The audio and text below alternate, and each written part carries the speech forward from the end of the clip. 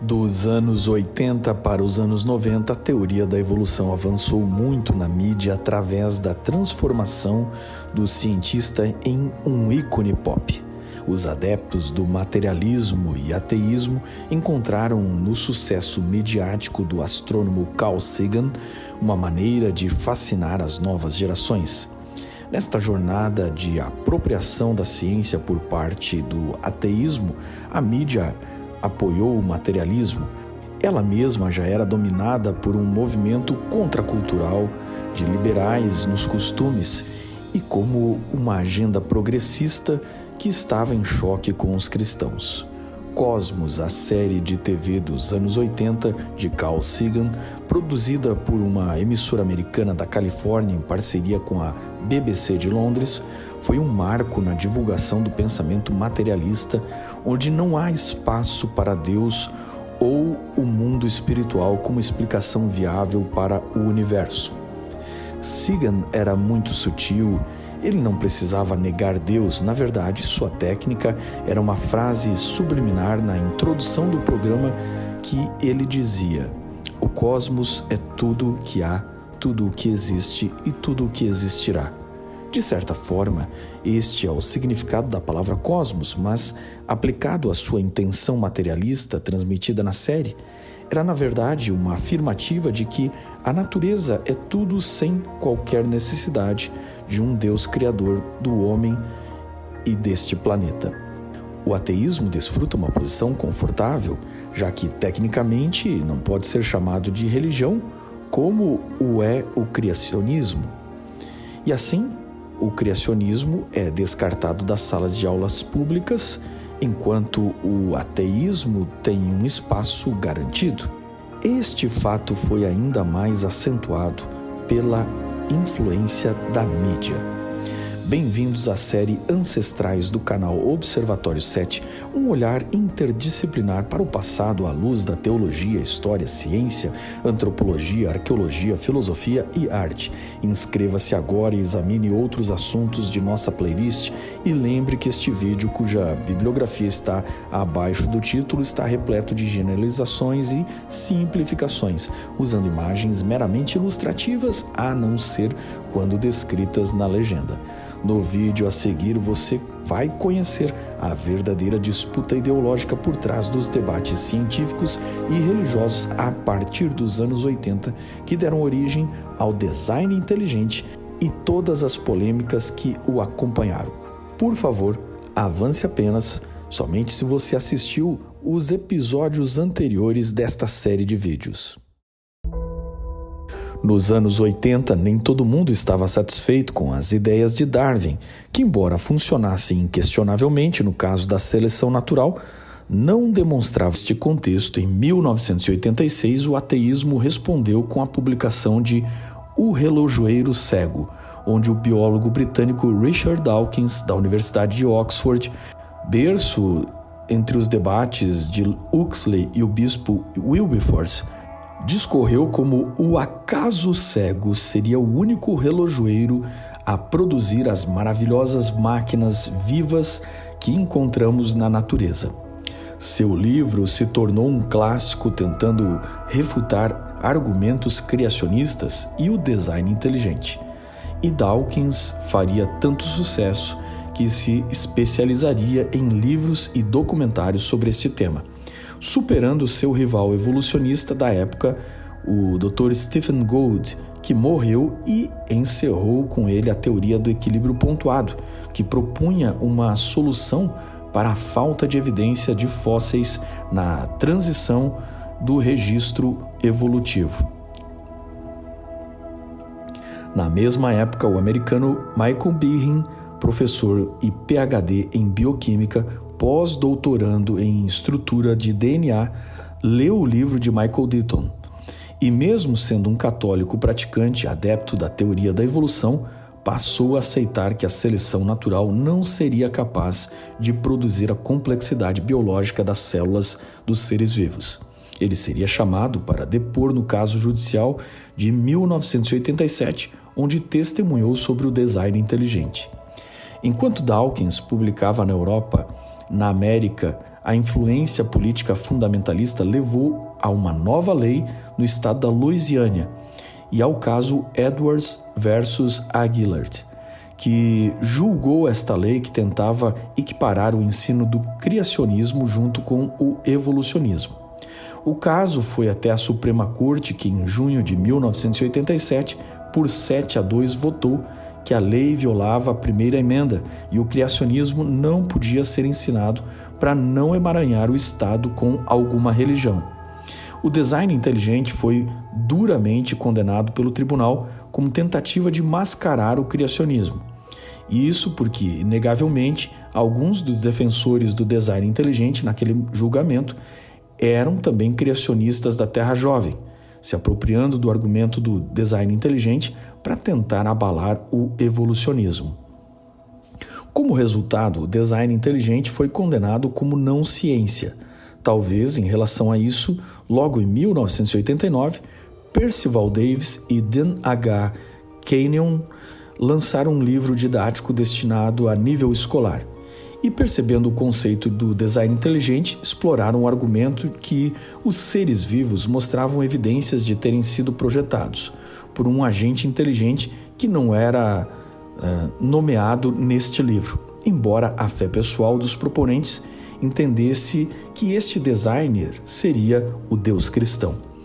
O livro questionava a teoria da evolução e foi editado por Charles Thaxton, doutor em Física e Química pela Universidade Estadual de Iowa, pós-doutor em História da Ciência de Harvard e nos laboratórios de Biologia Molecular da Universidade de Brandeis. Thaxton fundou em 1990 o Instituto Discovery, dedicado a questionar a teoria da evolução.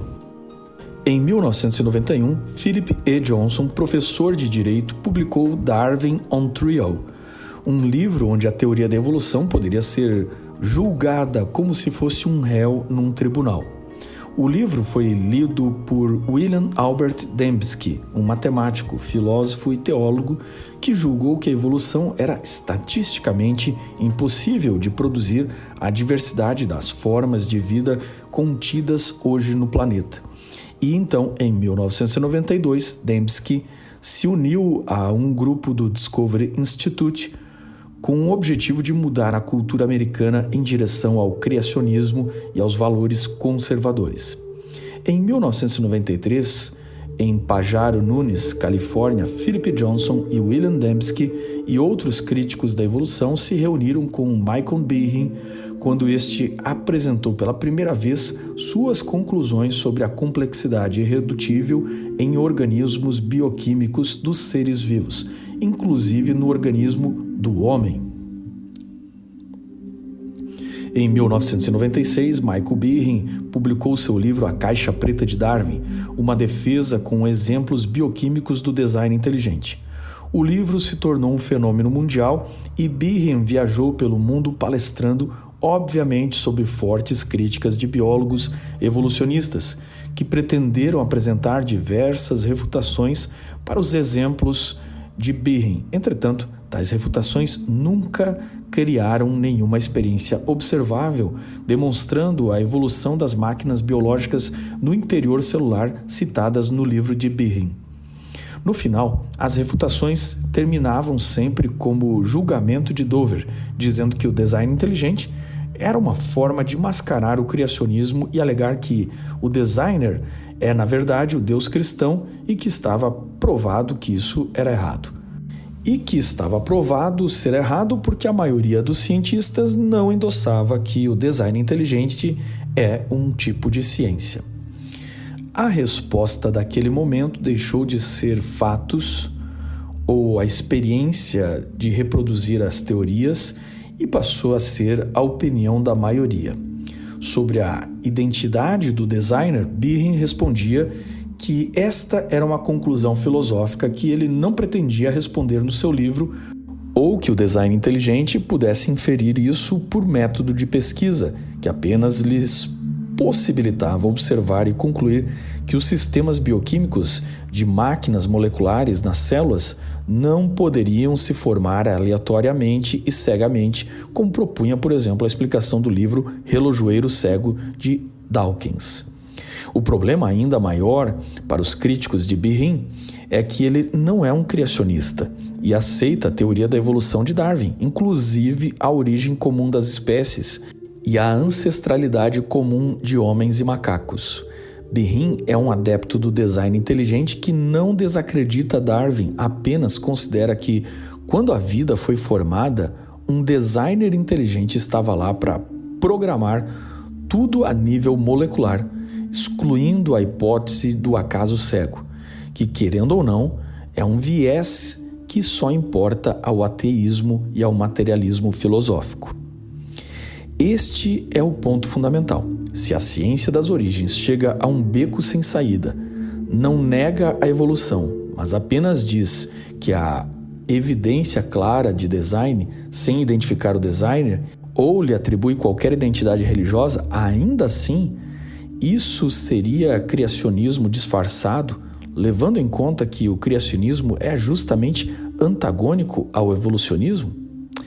E mais, algo só é ciência se for efetivamente ateísta, negando qualquer papel de um ser pessoal externo ao universo, ainda que concorde com a teoria da evolução que nunca explicou a origem da vida? O debate acalorado nunca foi esgotado.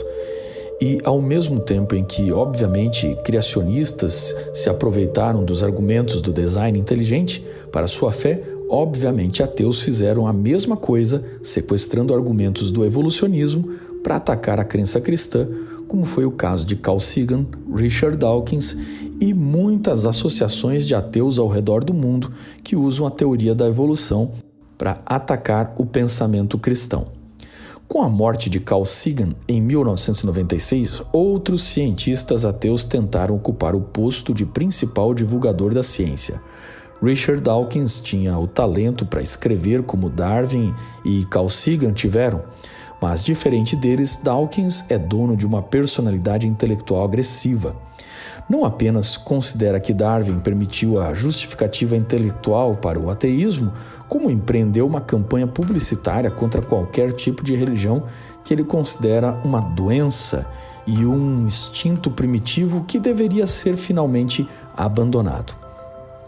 Militante político na Inglaterra, antimonarquista e apoiador declarado de uma esquerda política totalmente progressista, Dawkins se dedicou a produzir livros e documentários onde ele e seus amigos expuseram em especial os supostos defeitos da natureza, tentando convencer que nada há na natureza que tenha sido projetado de forma inteligente. No final dos anos 90, os paleontólogos precisavam de um ancestral entre o Homo erectus e o Homo sapiens. Estava claro, então, que o homem de Neandertal não podia ser considerado um ancestral dos sapiens, como de início a teoria evolutiva propôs. E aqui temos um exemplo de como fósseis são completamente reinterpretados à luz do desejo de encaixá-los onde precisa-se que eles estejam, e depois disso ninguém mais pode questionar.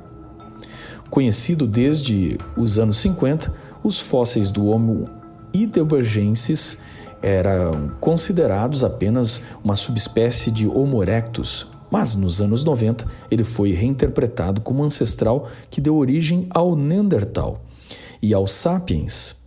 Entretanto, a ideia foi reformulada mais uma vez entre 1994 e 1997, quando foram descobertos numa caverna da Espanha os fósseis do Homo antecessor, que substituiu o fóssil do Homo heidelbergensis na interpretação do que seria o último ancestral, dando origem à linhagem dos Neandertais e dos Sapiens. Até o ano 2000, Michael Brunet encontrou o crânio chamado de Sahelanthropus, datado de 7,2 milhões de anos. Estes fósseis foram alinhados sem nenhuma relação comprovada para justificar a nova árvore evolutiva humana. Com o desenvolvimento dos estudos sobre o DNA humano e seu sequenciamento, os cientistas fizeram uma nova descoberta no campo genético durante o novo milênio, que comprova que todos os sapiens homens viventes e todas as sapiens mulheres viventes descendiam de um mesmo ancestral comum. Este ancestral começou a ser chamado de Adão cromossômico e ela de Eva mitocondrial, o que para os cientistas não significa que viveram ao mesmo tempo, muito menos que foram Adão e Eva relatados na Bíblia. Por estimativa, e meramente por estimativa, os geneticistas calcularam a velocidade de mudanças ocorrendo no genoma humano e estabeleceram que Adão genético teria vivido na África entre 120 mil e 150 mil anos atrás, enquanto a Eva genética teria vivido entre 99 e 148 mil anos atrás. Esta data foi interpretada mediante o paradigma evolutivo, mas, na real, não há provas disso além do fato de que a genética realmente confirma que todos nós viemos de um ancestral humano comum. Em 2001, também foi o ano marcado pelo sequenciamento do genoma humano, dirigido pelo geneticista americano Francis Collins, que se tornou um cristão depois de abandonar o ateísmo. Collins ficou famoso por publicar um livro intitulado A Linguagem de Deus, onde não nega a evolução darwinista, mas argumenta que Deus é o criador do universo, da vida e confessa sua fé no nascimento virginal e na ressurreição de Jesus. Collins, entretanto, rejeitou o criacionismo e o design inteligente como propostas de origens e se alinha ao que ele intitula como biologos. Collins foi aceito pela comunidade científica como um exemplo de alguém que é um religioso em sua vida particular, mas ao entrar no laboratório deixa para trás sua fé e age como um pesquisador metodológico. Para alguns, isso era um sinal de profissionalismo científico, para outros, um sinal de que a academia de ciência estava exigindo ateísmo de seus praticantes. Entretanto, será mesmo que é possível alguém se desvencilhar de algo tão pessoal como a sua fé? E sendo cristão uma fé que é tão absoluta, será mesmo que é possível um cristão fazer qualquer coisa desvencilhando de sua fé? Em 2003, Dawkins publicou O Capelão do Diabo, um compilado de artigos sobre a evolução, ética e crítica da religião, inspirado numa frase de Darwin, que desacredita que o mundo tenha sido criado perfeito. Novamente, o ateísmo se fez valer do mal presente no mundo para criticar o Deus bíblico, descartando arbitrariamente a resposta bíblica para a origem do sofrimento relacionada ao pecado e sua consequência sobre a terra. Em 2006, ele foi muito mais longe, publicando o que em português é conhecido como Deus um delírio, onde argumenta que a fé religiosa é um delírio coletivo e ridiculariza, entre tantos, especialmente a figura do Deus dos hebreus como culpado por guerras, matanças e todo tipo de crimes inspirados aos seus seguidores. O ateísmo militante, entretanto, encontrou enorme rejeição da resposta popular e Dawkins e seus colegas viraram uma caricatura de ateus, criticados pelos próprios ateus que consideram que ser ateu não torna necessário ser um militante de ateísmo, como se este fosse um tipo de fé, muito menos considera a religião como uma doença ou algo que não tenha um valor histórico. A maior resposta, entretanto, veio dos próprios colegas de Dawkins na Universidade de Oxford. Outrora ateu e doutor em biofísica, Alistair McGrath converteu-se depois disso e fez teologia, iniciando uma profícua carreira literária e, em 2007, publicou uma resposta no livro O Delírio de Dawkins, uma resposta ao fundamentalismo de Richard Dawkins, publicado no Brasil pela Mundo Cristão. Outra resposta veio do dono da Cátedra de Matemática e Filosofia da Ciência da Universidade de Oxford, John Lennox, que publicou em 2009 um título publicado no Brasil pela editora Mundo Cristão, em parceria com a Universidade Mackenzie, intitulado Por que a Ciência Não Consegue Enterrar Deus?, no qual Lennox avalia a total limitação da teoria da evolução de explicar a origem da primeira vida e organismos autorreplicantes e da origem da informação genética. Lennox também avalia os limites da ciência, a questão dos milagres e termina o livro declarando sua fé em Cristo, nascido da Virgem, morto e ressurreto. O final da primeira década do milênio terminou com o desmantelamento do ateísmo fundamentalista, como foi chamado, onde a intenção de mostrar a religião como coisa de gente tola, inculta e atrasada foi completamente desacreditada. Cita-se ainda a chegada da internet, que, entre males e bênçãos sociais, deu a qualquer pessoa o alcance e qualquer informação e libertou qualquer pessoa a expressar-se fora do sistema dominado por algum tipo de elite, seja eclesiástica ou acadêmica. Em 2008 foi lançado o documentário Expelled: No Intelligence Allowed, produzido por um diretor e apresentador, Nathan Frankovsky e Ben Stein, dois artistas que nada tinham a ver com o debate biológico. Ainda assim, o documentário de jornalismo investigativo, com um tom de crítica política e social, retratava como os adeptos do design inteligente, mesmo tendo graduações em universidades que ensinavam evolucionismo, eram criticados se expressavam suas discordâncias, censurados e bloqueados no meio acadêmico. O tom do documentário dá a entender que existe uma conspiração impedindo o design inteligente de ter voz e fazer questionamentos.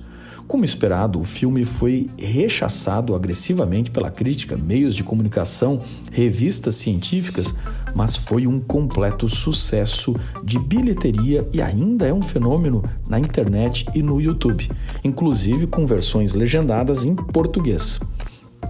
Só no cinema, quando foi lançado nos Estados Unidos, o filme arrecadou 7,7 milhões de dólares e tornou-se a maior bilheteria do tipo documentário político de todos os tempos.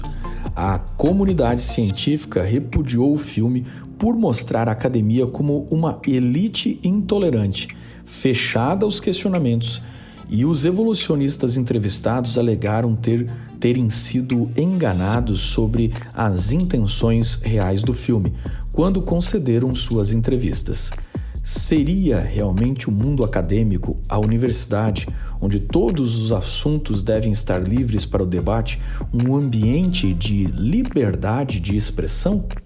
Tente apontar alguma falha ou expressar alguma dúvida sobre a teoria da evolução e sobre como ela produz informação genética e depois volte aqui para nos contar nos comentários deste vídeo a reação dos seus professores. O ponto alto do documentário Expelled talvez seja a entrevista que Stein faz com Richard Dawkins, o maior defensor do ateísmo militante.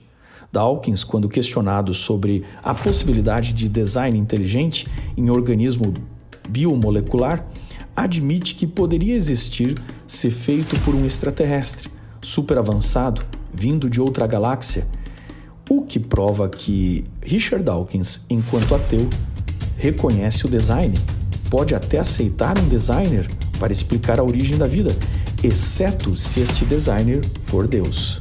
O ceticismo de Dawkins é seletivo. Enquanto isso, no campo da paleoantropologia, em 2009, paleontólogos anunciaram fósseis que vinham sendo descobertos nos últimos 10 anos, como sendo o Ardipithecus, achado no deserto da Etiópia, datado de 4,5 milhões de anos, e seria um ancestral entre macacos e os Australopithecus. Ardi também seria um bípede, mas que vivia nas árvores como um quadrúpede. O fóssil também foi amplamente debatido e questionado. Em 2010, o sequenciamento do genoma do Neandertal mostrou que entre 3 e 7% dos eurasianos modernos têm partes do DNA de Neandertal, provando que houve cruzamento entre eles e os sapiens. O estudo genético não identificou esta tendência do DNA materno, o que prova que eram os machos neandertais que acasalaram com fêmeas de Homo sapiens. Ainda em 2010, também se identificou que o DNA extraído de um dente encontrado na caverna de Denisova 2 anos antes indicava a afinidade com neandertais e sapiens. Desta vez, os paleontólogos não se atreveram a formular um desenho, entretanto, anunciaram como uma nova espécie humana, com base no estudo do DNA de poucos fragmentos de ossos e dentes encontrados. Ainda assim, porcentagens de 5% do seu DNA foram encontrados em algumas populações da Ásia, como entre os povos negritos das Filipinas, Papuas de Nova Guiné. Todos esses novos dados levaram a entender uma pré-história muito mais complexa. E ainda restam diversas perguntas, caso a evolução humana seja realmente um fato. Por que teríamos nos tornado bípedes? Por que nossas fêmeas evoluíram para ter dor no parto, se a evolução objetiva a reprodução cada vez mais fácil e bem-sucedida? Por que teríamos perdido os pelos como os outros macacos para depois precisar fazer roupas para sobreviver numa era glacial? Como aprendemos a falar? Como aprendemos a pensar e desenvolvemos nossa consciência? De onde vem nossa moralidade? Como nosso cérebro evoluiu e se tornou tão diferente do cérebro de outras espécies? Ao mesmo tempo, no mundo da teologia, com o advento da internet, conectou-se inúmeras outras possibilidades de leitura do Gênesis. Novos autores, novos teólogos, que vão muito além do básico criacionismo da Terra Jovem ou da Terra Antiga. Leituras e interpretações muito mais sofisticadas surgiram, combinando aspectos do design inteligente, criacionismo e até do evolucionismo. Dispostos a ouvir o lado dos cientistas e dialogar com eles sem debates ou sem processos judiciais inúteis, mas num diálogo proveitoso, onde o respeito pode ser mantido, estando cada um na sua esfera e tendo liberdade para sua consciência. O ateísmo também mudou. Richard Dawkins e seus colegas foram legados a um papel caricato, sem necessariamente representar os demais ateus, e o próprio ateísmo por um discurso mais intelectualmente tranquilo, pacífico e indiferente à religião, convivendo com ela em vez de a desprezar.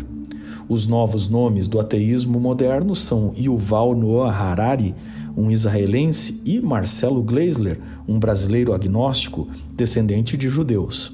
Yuval vem da área de história e Marcelo da física.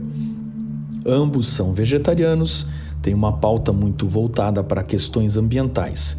Ambos praticam ou praticaram em algum momento meditação relacionadas às religiões orientais. Isso define o novo ateísmo, agora espiritualizado, quase panteísta, meio budista, devotado à natureza, mas sem confessar fé num criador pessoal.